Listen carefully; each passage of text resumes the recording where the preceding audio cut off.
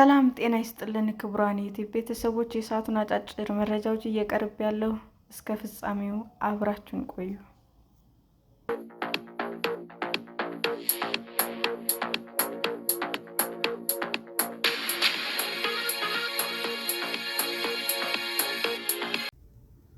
ባለፈው ምርጫ ብልጽግና ከወከሉ የአዲስ አበባ ተመራጮች ውስጥ ከ60 በመቶ በላይ በአዲስ ተተኩ።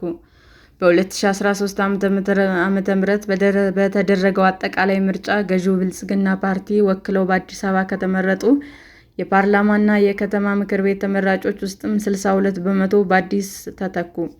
በመጪው ምርጫ በአዲስ አበባ እጩ ሆነው ካልቀረቡት ተመራጮች መካከል ምክትል ከንቲባ ጃንጥራር አባይ ይገኙበታል። የውጭ ጉዳይ ሚኒስትር ጉዳዩን ጌዲዮን ጢሞቴዎስ ጨምሮ በርካታ የፌዴራል መንግስት ከፍተኛ አመራሮች ደግሞ በተወካዮች ምክር ቤት አዲስ አበባን እንዲወክሉ እንዲወዳደሩ በእጩነት ቀርበዋል።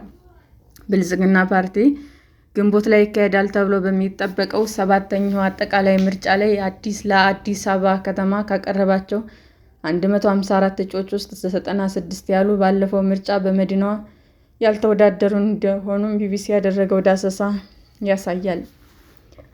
በ6ኛው ሀገር አቀፍ ምርጫ በአዲስ አበባ ለሕዝብ ተወካዮች ምክር ቤት እና ለአዲስ አበባ ምክር ቤት ከተመረጡ 160 ግለሰቦች ውስጥ በዚህኛው ምርጫ እጩ ሆነው የቀረቡት 58ቱ ያህሉ ብቻ ናቸው። ቢቢሲ የተመለከተው የእጩዎች ዝርዝር እንደሚያመለክተውም ገዢው ፓርቲ በአዲስ አበባ ከተማ ለሕዝብ ተወካዮች ምክር ቤት እንዲወዳደሩ ያቀረባቸው እጩዎች 20 ናቸው። ከዚህ ውስጥም በድጋሚ ለዚህ ስፍራ እጩ የሆኑት 4ቱ ብቻ ናቸው። ፓርቲው ባለፈው ምርጫ ለፓርላማ እጩ ያላቀረበው የጠቅላይ ሚኒስትር አብይ አህመድ የማህበራዊ ጉዳዮች አማካሪ ሚኒስትር የሆኑት ዳንኤል ክብረት በግል በተወዳደሩበት ምርጫ ክልል 28 ነበር። በዘንድሮ የእጩዎች ዝርዝር ውስጥ ዳንኤል ክብረት አልተካተቱም። ብልጽግና ፓርቲም የፌዴራል የአካባቢ ጥበቃ ባለስልጣን ዋና ዳይሬክተር የሆኑት ዶክተር ሌሊሴ ኒማን በምርጫ ክልል እጩ አድርጎ አቅርቧል። ፓርቲው እጩ ካላስመዘገባቸው 3 የሕዝብ ተወካዮች ምክር ቤት ምርጫ ክልሎች ውስጥም በሁለቱ የሚወዳደሩት የተቃዋሚው የኢትዮጵያ ዜጎች ለማህበራዊ ፍትህ ኢዜማ አመራሮች ናቸው። በየካቲት መጨረሻ በተካሄደው የኢዜማ አስቸኳይ ጠቅላላ ጉባኤ ፓርቲው መሪ ሆነው የተመረጡት ኢዮብ መሳፍንት ብልጽግና እጩ ባላቀረበበት ምርጫ ክልል 18 ይወዳደራሉ። በዚህ ጉባኤም ምክትል መሪ የሆኑት ንጋቱ ወልዴ ደግሞ በምርጫ ክልል 23 የተወካዮች ምክር ቤት እጩ ሆነው ቀርበዋል። ብልጽግና ፓርቲ እጩ ባላስመዘገበበት ሌላኛው ምርጫ ክልል 11 ከሚወዳደሩ ፖለቲከኞች መካከል ደግሞ በ6ኛው ሀገር አቀፍ ምርጫ የአማራ ብሔራዊ ንቅናቄ ወይም አብን ወክለው ለተወካዮች ምክር ቤት አባልነት የተመረጡት አበባው ደሳለው ይገኙበታል። በባለፈው ምርጫ በአማራ ክልል የወከሉትን ፓርቲ የለቀቁት አበባው የኢትዮጵያ ሕዝባዊ አብዮታዊ ፓርቲ ተቀላቅለዋል። አሁን እጩ ሆነው የቀረቡት ኢህአፓ የሚገኙበት ትብብር ለኢትዮጵያ አንድነት የተሰኘ ቅንጅት በመወከልም ነው። የትኞቹ ተመራጮች በእጩነት ሳይቀርቡ ቀሩ? ገዢው ፓርቲ ለአዲስ አበባ ከተማ ምክር ቤት እንዲወዳደሩ ካቀረባቸው 134 እጩዎች ውስጥም ባለፈው ምርጫም ለዚህ ስፍራ የተወዳደሩ 51 ያህሉ ብቻ ናቸው።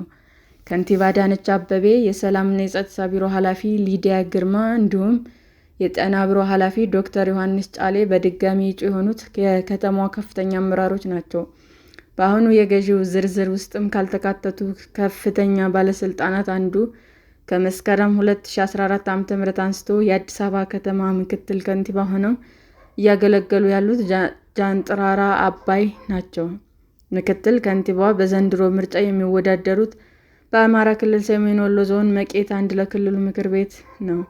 በአዲስ አበባ ምክር ቤት ሰብሳቢዎች ላይ ሞጋች ጥያቄዎች በማቅረብ የሚታወቁት የብልጽግና ተመራጩ ዶክተር ሲሳይ መንግስቴም የእጩዎች ዝርዝር ውስጥ የሉም። በተመሳሳይ አቀራረባቸው የሚጠቀሱትና ከ2015 ዓ.ም ጀምሮ በስር ላይ ያሉት ዶክተር ካሳ ተሻገርም ተተክተዋል። ከፍተኛ የመንግስት አመራር የነበሩት በአሜሪካ የኢትዮጵያ አምባሳደር ዶክተር ስለሺ በቀለ፣ የጤና ሚኒስትር ዶክተር ሊያ ካሳ፣ የትራንስፖርት ሚኒስትር ዳግማዊ ሞገስ በእጩነት ያልቀረቡ የአዲስ አበባ ተመራጮች ናቸው።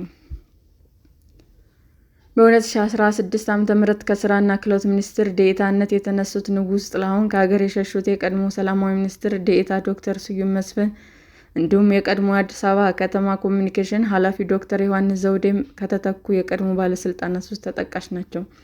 አዲስ አበባን ወክለው ፓርላማ ተመራጭ የነበሩት አምባሳደር ዲና ሙፍቲ ዘንድሮ እጩ የሆኑት ለአዲስ አበባ ከተማ ምክር ቤት ነው። አዲሶቹ እጩዎች እነማን ናቸው? ብልጽግና ሕዝብ ተወካዮች ምክር ቤት አዲስ አበባን እንዲወክሉ ካቀረባቸው 20 እጩዎች ውስጥም 16ቱ የኃይሉ የፌዴራል መንግስት ከፍተኛ ባለስልጣን ናቸው። የውጭ ጉዳይ ሚኒስትር ዶክተር ጊዲዮን ጢሞቴዎስ፣ የጤና ሚኒስትር ዶክተር መቅደስ ዳባ እንዲሁም የመንግስት ኮሚኒኬሽን አገልግሎት ሚኒስትር እናትአለም መለሰ ተጠቃሽ ናቸው። በስድስተኛው አጠቃላይ ምርጫ የከተማ ምክር ቤት አባል ሆነው የተመረጡት የመስኖና ቆላማ አካባቢዎች ሚኒስትር ዶክተር አብርሃም በላይ እንዲሁም የቱሪዝም ሚኒስትር ሰላማዊ ካሳ አሁን ለተወካዮች ምክር ቤት ታጭተዋል። የኢትዮጵያ አርቲፊሻል ኢንተለጀንስ ኢንስቲትዩት ዋና ዳይሬክተር ወርቁ ጋቼና የጤና ሚኒስትር ዴኤታ ስራላ አብዱልሃ፣ የጉምሩክ ኮሚሽነር ደበሌ ቀባተን እንዲሁም የኢሚግሬሽንና ዜግነት አገልግሎት ዋና ዳይሬክተሯ ሰላማዊት ዳዊት ለተወካዮች ምክር ቤት ከቀረቡ እጩዎች መካከል ይገኙበታል። ብልጽግና ፓርቲ ከፍተኛ የፌዴራል አመራሮች እጩ ያደረገው ከፓርላማ ብቻ አይደለም። የፍትህ ሚኒስትሯ ሀና አርአያ ስላሴና የማዕድን ሚኒስትሯ ሀብታሙ ተገኘ ለከተማ ምክር ቤት አባልነት ታጭተዋል። የጠቅላይ ሚኒስትር ጽሕፈት ቤት ኃላፊና የካቢኔ ጉዳዮች ሚኒስትር ዓለምፀሐይ ጳውሎስም ለዚህ ምክር ቤት እጩ ሆነዋል። የብልጽግና ፓርቲ የሕዝብና ዓለም አቀፍ ግንኙነት ዘርፍ ምክትል ኃላፊ የሆኑት እንዲሁም በማህበራዊ ሚዲያ ተሳትፏቸው የሚታወቁት ፌዴላል ቢያ በኮልፌ ቀራኒዮ ክፍለ ከተማ ለአዲስ አበባ ምክር ቤትም ይወዳደራሉ። ብልጽግና ፓርቲ የከተማው ምክር ቤት እንዲቀላቀሉ ካቀረበላቸው እጩዎች መካከልም በመዝናኛ ኢንዱስትሪ ተሳትፏቸው የሚታወቁ ግለሰቦች ይገኙበታል። ስመጥሩ የሙዚቃ አቀናባሪው ካሙዙ ካሳ በየካ ክፍለ ከተማ በእጩነት ቀርቧል። ቀድሞው የቲቪ መዝናኛ ፕሮግራም አቅራቢና ዘንድሮ ለ9ኛ ጊዜ የተካሄደው ኦዳ ዋርድ አዘጋጅ በሻቶ ቶሎ ማርያም በዚህ ክፍለ ከተማ ተወዳድራለች። አርሶ አደር ባለሀብትና መምህር እንደሆኑ የገለጹት እጩዎች ብልጽግናን ወክለውም ቀርበዋል። ሰላም ጤና ይስጥልን ውድ የዩቲዩብ ቤተሰቦቼ እንዴት ናችሁ? አዲስ ጀማሪ ነኝና ሰብስክራይብ ያደረጋችሁ አበረታቱኝ። አመሰግናለሁ። ዩቲዩብ አድማጮቻችን ለሰዓቱ ያቀረብኩላችሁ አጫጭር መረጃዎች ይህንን ይመስል ነበር። በሌላ መረጃ እስክንገናኝ ሼር፣ ላይክ፣ ሰብስክራይብ እንዲሁም ቢቀርብልን የምትሉት መረጃ ካለ ኮመንት እያደረጋችሁ ቸር ቆዩን።